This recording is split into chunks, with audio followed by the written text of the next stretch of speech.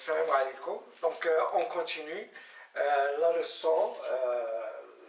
leçon numéro 2, le programme du premier bac international, sciences maths et sciences expérimentales. Voilà, travail d'une force puissance, la suite du cours. Donc, on a déjà vu deux vidéos dans lesquelles on a vu ce que c'est qu'une force, les effets d'une force, ce que c'est qu'une force constante, ce que c'est que la translation, et on a vu le travail d'une force constante exercée sur un solide en translation, que ce soit la translation rectiligne ou en translation curviligne. Et on a vu que le travail qu'on note par W, c'est la première lettre du mot work, qui veut dire travail en anglais. Donc on a vu que le travail d'une force constante est égal au produit scalaire de la force F et du vecteur déplacement AB. Il ne dépend pas du chemin suivi. Donc on est arrivé à petit 5, application. Application, le travail du poids d'un corps. Voilà, le travail du poids d'un corps. Par exemple, si je prends ce corps, ce solide, et je le lance au voisinage du sol, voilà, on a cette trajectoire. Donc le point d'application se déplace de P, c'est le centre de gravité, il se déplace de G1 à G2, donc le poids travaille. Et on a déjà vu qu'une force travaille lorsque son point d'application se déplace. Donc le poids, voilà, est une force constante, puisque le déplacement se fait au voisinage du sol, donc le poids est une force constante. Pourquoi? Parce que sa direction est constante, c'est la verticale, voilà, c'est la direction verticale, le sens reste constant, du haut en bas, et l'intensité du poids, c'est mg, et ça reste constant, mg. Voilà qu'on note P. Voilà, donc le poids est une force constante. Voilà, la trajectoire du point d'application de P. Donc le centre de gravité de S se déplace de G1 à G2. Le poids du solide est une force constante. Donc si le poids du solide est une force constante, donc le travail du poids P entre G1 et G2, lorsque son point d'application se déplace de G1 vers G2, est égal au produit scalaire PG1, G2. Il ne dépend pas du chemin suivi. Donc on peut avoir par exemple cette trajectoire.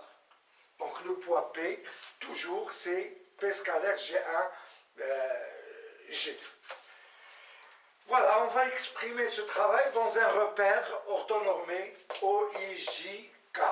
Donc on considère un repère OIJK tel que la trajectoire du centre de gravité du solide se fait dans le plan OX, OZ.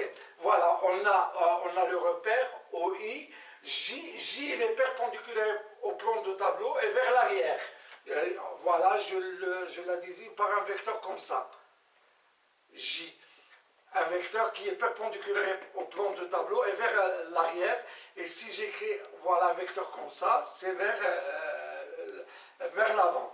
Donc on a, voilà, I, J, il est perpendiculaire au plan de tableau et vers l'arrière, et K. Et on considère que la trajectoire de G se fait dans le plan OX, O, K. Donc, tout d'abord, pour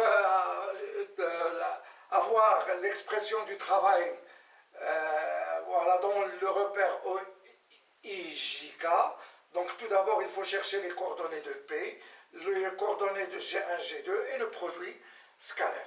Donc, les coordonnées de P sont Px, Py, Pz. Voilà, pour P. Donc, Px. Donc, qu'est-ce qu'on voit? Que P est perpendiculaire à l'axe EX. Voilà, la projection de l'origine de P et de l'extrémité, ça nous donne le même point. Donc Px est égal à 0. Py est aussi perpendiculaire à OY. Voilà, P il est perpendiculaire à l'axe OY, donc Py est égal à 0. Et pour Pz, qu'est-ce qu'on a? On a P est parallèle à OZ et de sens opposé. Donc, puisque P est parallèle à OZ et de sens opposé à OZ, donc PZ à quoi est égal? Est égal à moins P. Et puisque P est égal à MG, donc ça nous donne moins MG. Voilà. Les coordonnées de G1, G2. Voilà les coordonnées du vecteur G1, G2 sur l'axe OX. Ça nous donne ça. Voilà, et cette partie, c'est quoi? C'est x2 moins x1. Voilà, x2 moins x2. Sur l'axe OY, ça nous donne aussi y2 moins y1, mais y2 est égal à 0, y1 est égal à 0. Pourquoi? Parce que ce vecteur est perpendiculaire à OY. Donc ça, est égal à 0. Pourquoi? Y égale 0 et y2 égale 0, y1 égale à 0. Voilà, ça nous donne x2 moins x1, et ça nous donne aussi, sur l'axe OZ, ça nous donne ça. Voilà la projection de l'origine, la projection de l'extrémité, donc ça nous donne Z2 moins Z1. Donc les coordonnées de G1, G2, donc on a x2 moins x1, y2 moins y1, z2 moins z1, mais on a ce cas particulier où y2 moins y1 est égal à 0, car y2 égale 0 et y1 égale à 0. On a vu dans la vidéo précédente l'expression du travail dans un repère orthonormé. Donc le travail de P, lorsque le point d'application se déplace de G1 à G2, qu'est-ce que ça nous donne? C'est Px dans le cas général. Fx multiplié par x2 moins x1, plus Fy multiplié par y2 moins y1, plus Fz multiplié par z2 moins Z1. Donc là, ça nous donne Px multiplié par x2 moins x1, plus Py multiplié par y2 moins y1, plus Pz multiplié par z2 moins z1. Donc Px égale 0, donc voilà, là on a 0. Py aussi, voilà, fois 0, ça nous donne 0. Qu'est-ce que ça nous donne? Ça reste Pz, facteur de z2 moins Z1. Et Pz, c'est quoi? C'est moins Mg. Donc le travail du poids P est égal à moins Mg facteur de Z2 moins Z1. Donc on fait entrer ce signe moins dans voilà, les parenthèses. Voilà, et ça nous donne quoi? Donc on va inverser la différence. Donc ça nous donne Mg facteur de Z1 moins Z2. Ici, je peux écrire ZG1 moins ZG2. Au lieu d'écrire Z1 et Z2, j'écris ZG1 moins ZG2. Donc le travail du poids P, toujours, est égal à Mg facteur de ZG1 moins ZG2. ZG1, c'est la cote initiale, la cote du centre de gravité initiale. Et ZG2, c'est la cote du centre de gravité final.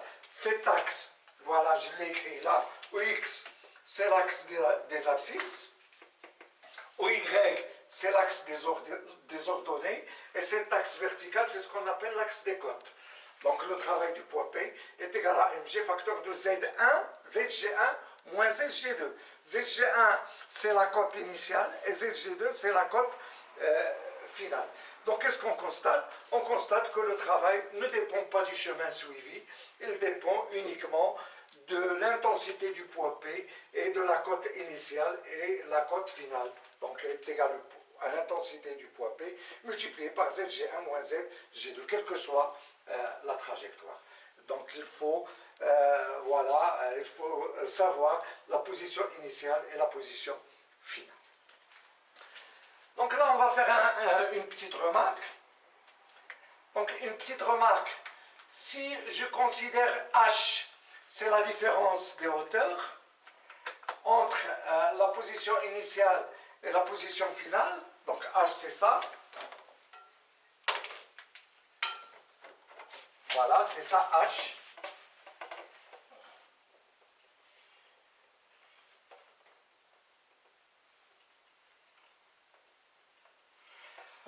Voilà la différence de hauteur entre la position initiale et la position finale. Voilà la hauteur initiale, la hauteur finale. H, c'est la différence des hauteurs.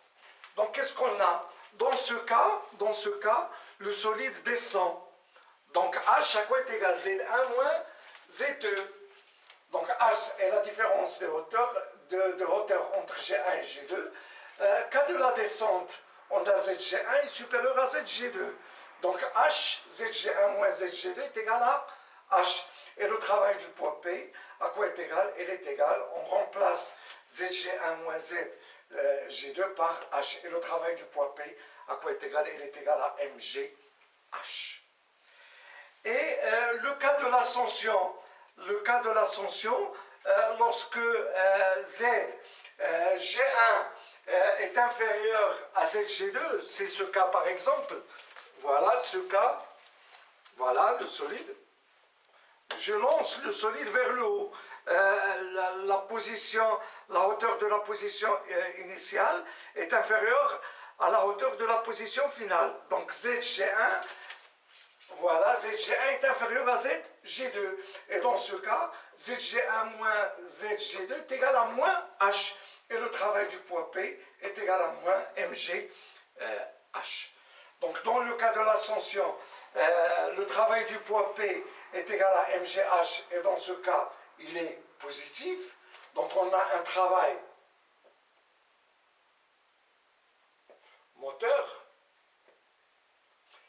Voilà, c'est un travail moteur. Pourquoi? Parce que le poids est une force motrice. Et il y a le solide inzel. Voilà, ça participe au mouvement. Donc le poids est une force motrice, son travail est positif. Et le cas de l'ascension, le solide, tala le fort. Donc le poids est une force résistante. Et son travail est un travail résistant. Là, c'est négatif. Donc on a un travail résistant. Voilà. Donc, voilà, pour calculer le travail du poids d'un corps, voilà, on peut appliquer cette formule. Le travail du poids P est égal à mg facteur de ZG1 moins ZG2. Donc, on trace un axe des côtes. OZ vertical est dirigé vers le haut. ZG1, c'est la côte initiale du centre de gravité. ZG2, c'est la côte finale du centre de gravité. Mais on écrit le travail du poids P, tout simplement, est égal à mg ZG1 moins ZG2. Nous ZG1 ou ZG2, le travail du poids P est égal à mg facteur de ZG1 moins ZG2. Ou bien, on cherche la différence de hauteur. Voilà, on s'intéresse à la différence de hauteur. Voilà, verticale. Voilà la hauteur initiale, la hauteur finale, H. Si le solide descend, si le solide descend, le travail du poids P est égal à mg H, il est positif, donc on a un travail moteur. Et si le solide monte, on a le travail du poids P est égal à moins mg H. Il est négatif et on a un travail qui est résistant. Donc ainsi on a terminé cette séquence sur le travail du poids d'un corps. La prochaine vidéo, je vais la consacrer pour des exercices d'application sur le travail et notamment le travail du poids d'un corps. Et la vidéo d'après, on va voir une autre application, c'est le travail des forces de frottement. À bientôt.